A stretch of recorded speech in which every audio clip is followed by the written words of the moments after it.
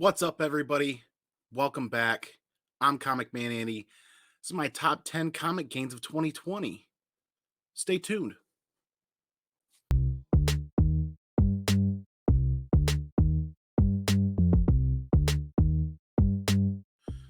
Once again, welcome back, everybody. 2020 delivered us a hand of cards that wasn't quite what we were expecting, but let's celebrate those awesome comic gains that we're able to achieve in this season.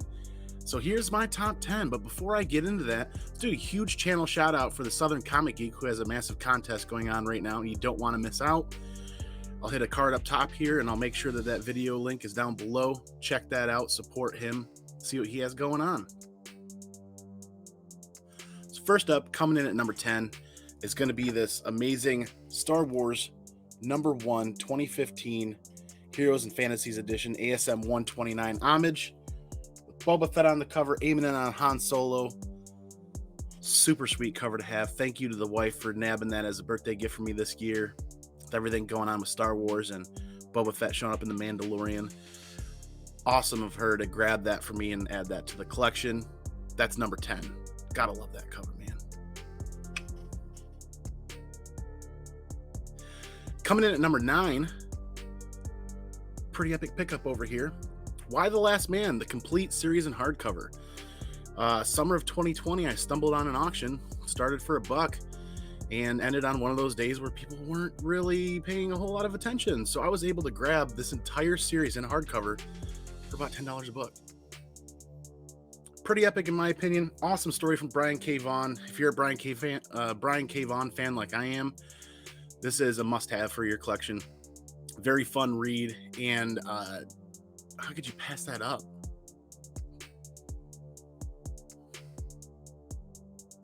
Coming in at number 8, saw something that was a really cool journey. Beginning of the year, I got a handful of these copies in raw, graded them myself, turned to some professional assistance from the Geek Aficionado, got an awesome cleaning and pressing job done on these, and it was an awesome journey with him and some of the videos that we've done together, and got these sent out for grading.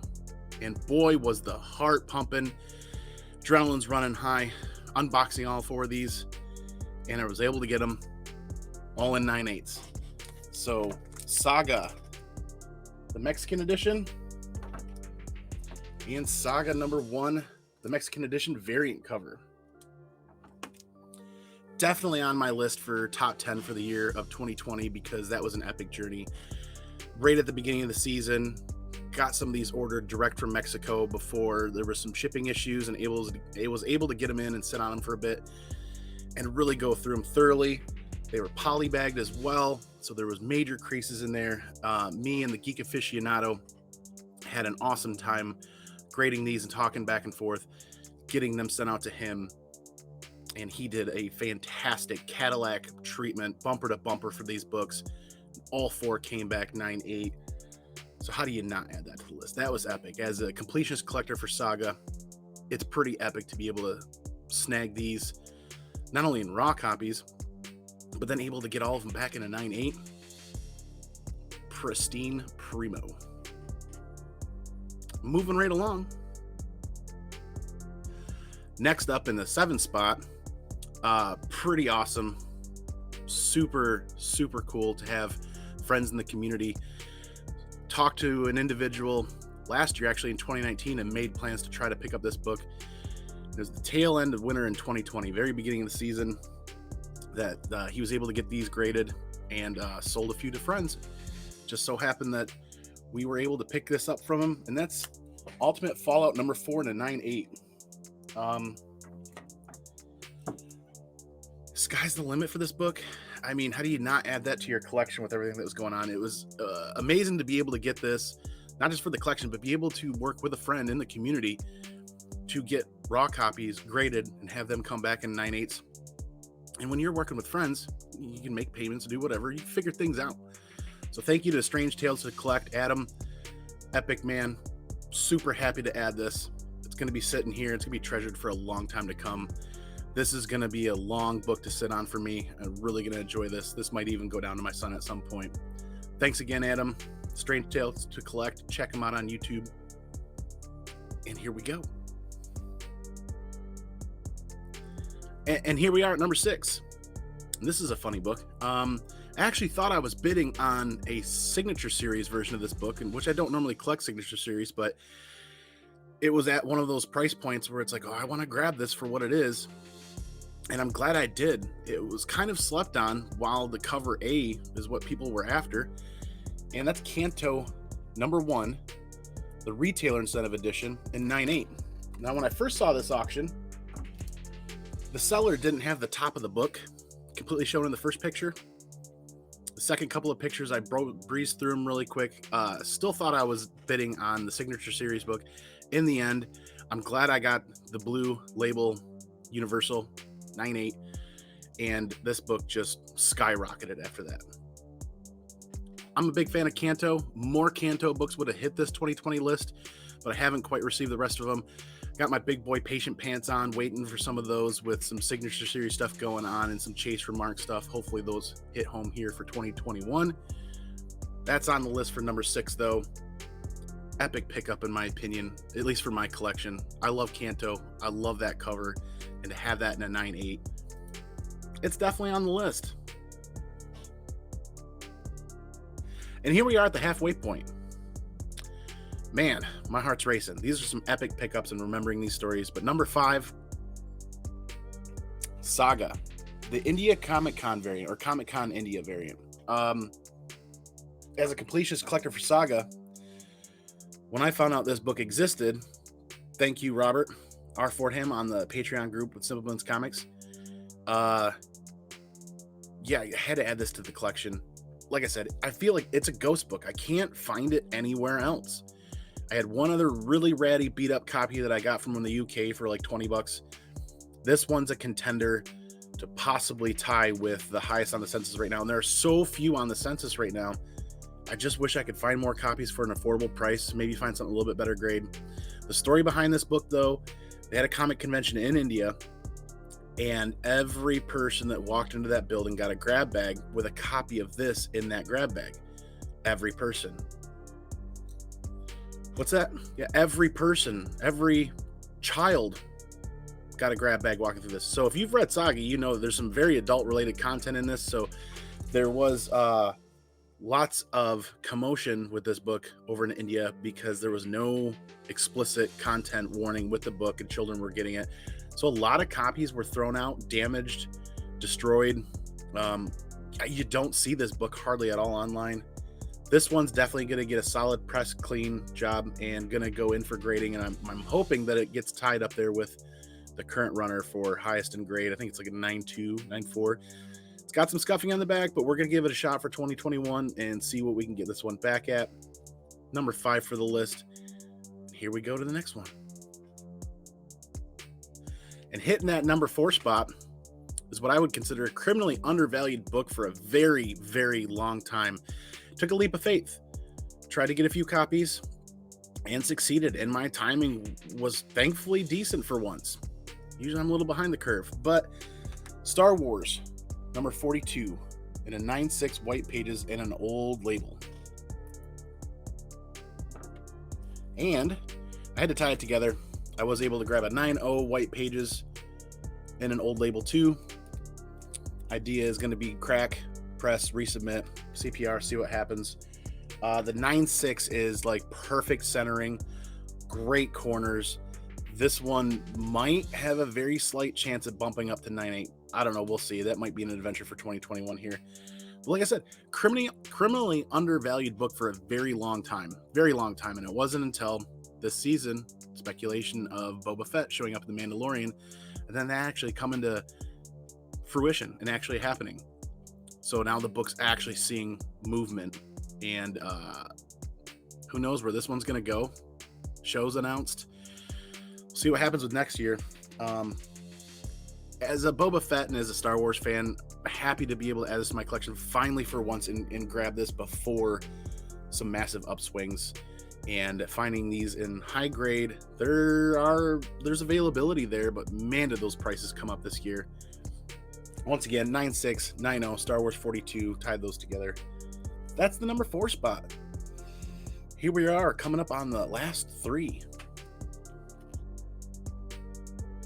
And landed in that number 3 spot, boy, this one kind of near and dear to my heart, is Akira, number 1, 9.8. But this isn't just any Akira number 1.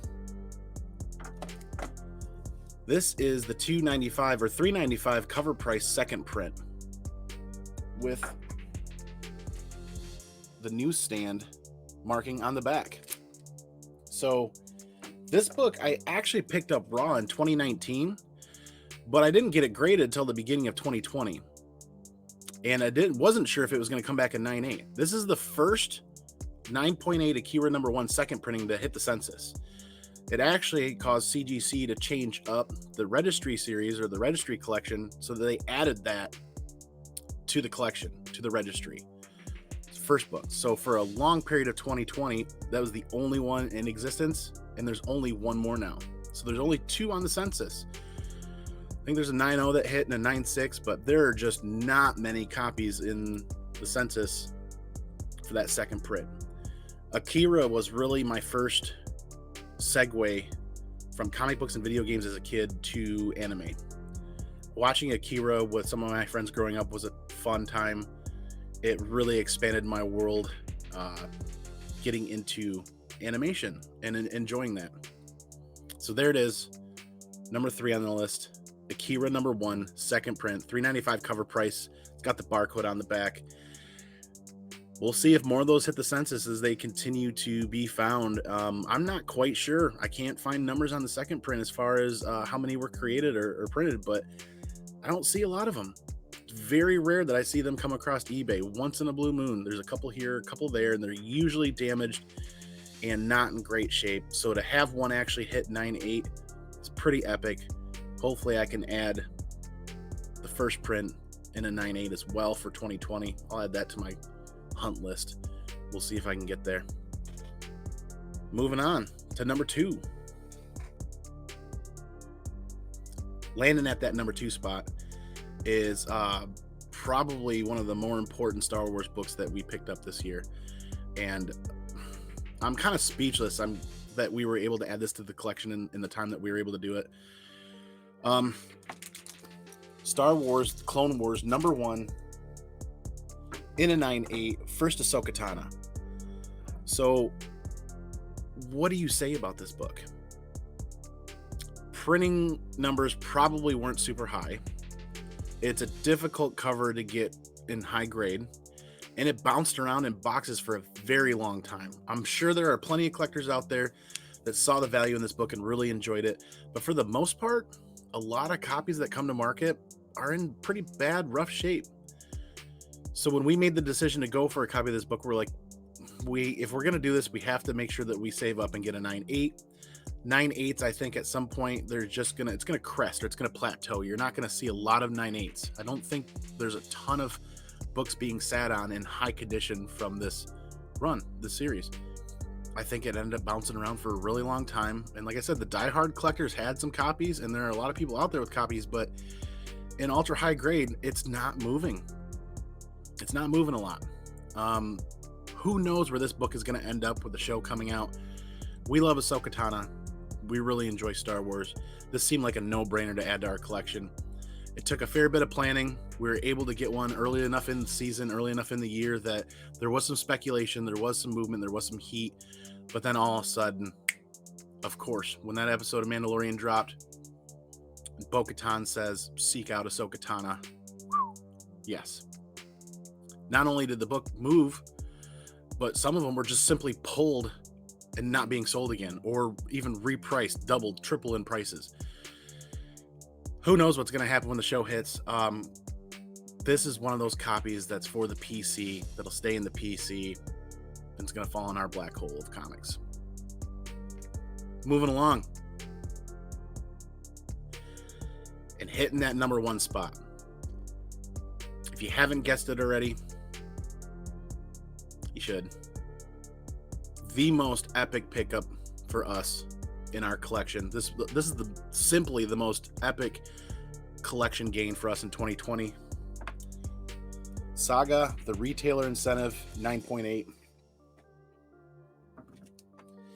I've never been so nervous when it comes to buying a book in my entire life. The closest ever to that was Baltimore Comic Con, where I picked up the ASM 129 right there, 2019. And what do you say about this book? 500 print run, saga, absolutely epic series from Brian K. Vaughan, an amazing cover, and it's a 9.8. It's simply a ghost book. It's developed into a ghost book in 2020. I think there's usually like one copy that floats around on eBay for an absurd price. It took a lot of planning to get here. It took a lot of work. It took a lot of encouragement from people in the community and support and reminders to not give up. It's tough. It's tough when you go for a ghost book that's on your hunt list, and then when you go to pay for that, then you're shipping. There's just a lot of nerves involved with that. It was an amazing learning process, though. Wow. Okay, number one, Saga retailer incentive. Yeah, you know it had to be there on that list. I had to put it at number one. Couldn't put it anywhere else but number one. It took a very long time, a couple of weeks, to sit here and work out this list and see where stuff landed. Yeah, that's the list. Thank you, everybody, for watching. Man, look forward to seeing everybody else's list coming up. Thank you again. My heart's racing just thinking about this and reliving these experiences. 2020, like I said, delivered us a very awkward hand of cards. We were able to get through that. Let's continue to celebrate those gains, those successes, those highlights, those very amazing times in 2020 where we were able to do good things for our collections and for ourselves and for the community, and celebrating lots of AOKs in 2020 and lots of amazing connections and networking, lots of support, lots of encouragement. Thank you again, everybody. Thanks for watching. I appreciate it. Stay tuned for more unboxings and more fun stuff.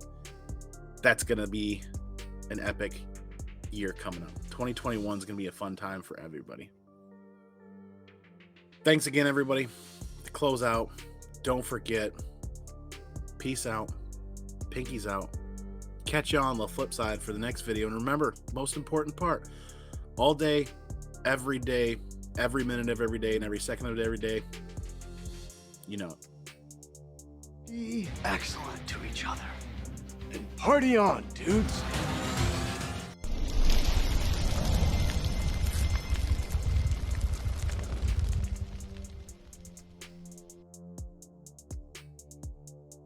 '2020 season, we weren't really quite that quick. Ooh, okay. 3, 2, 1. Some of the other books that I get, let me start that over. Let me redo that. Cut, clip. Good Lord, this is going to be a lot of editing. Cut, edit, clip. Moving right along. This is going to be a lot of editing.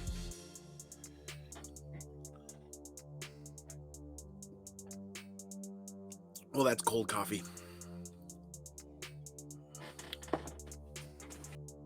Then there was the time Fruit of the Loom took Haynes to court. It was a brief case. Ooh, ouch. Okay. All right.